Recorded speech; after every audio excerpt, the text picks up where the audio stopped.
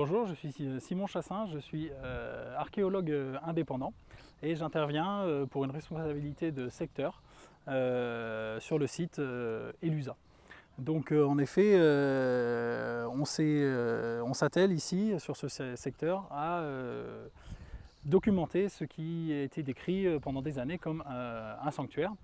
Donc pourquoi ce sanctuaire? Parce que les prospections aériennes de la fin du XXe siècle nous ont permis de voir un bâtiment quadrangulaire dans les champs qui était cultivé donc à l'époque. Ce bâtiment quadrangulaire, il se place actuellement dans l'une des insulas de la ville antique d'Elusa et aucun vestige construit n'est présent autour du bâtiment. Et donc c'est exactement ce que l'on trouve dans les sanctuaires avec un bâtiment central et une aire sacrée autour.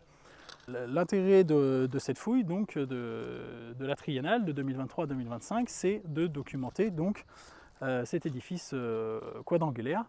Et on s'est rapidement en fait, rendu compte qu'il s'agissait plutôt d'un bassin que d'une fondation de temple. En effet, les murs du bâtiment sont trop fins pour accueillir des murs, une élévation importante avec des grandes poussées de toiture. En plus de ça, ils sont recouverts d'un enduit hydrofuge, donc il y a vraiment les caractéristiques d'un tuyau fin qui permet de retenir l'eau. Et cette année, on a aussi mis en évidence un fond parfaitement recouvert d'enduit hydrofuge, et ça remonte également sur les parois.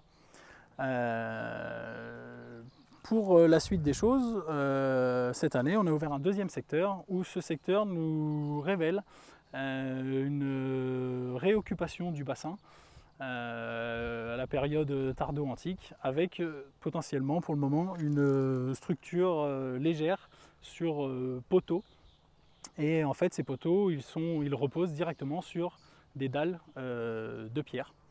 Et donc on pouvait s'imaginer que le bassin est à la fois abandonné puis réutilisé peut-être pour des fonctions agricoles ou d'habitat mais en structure légère.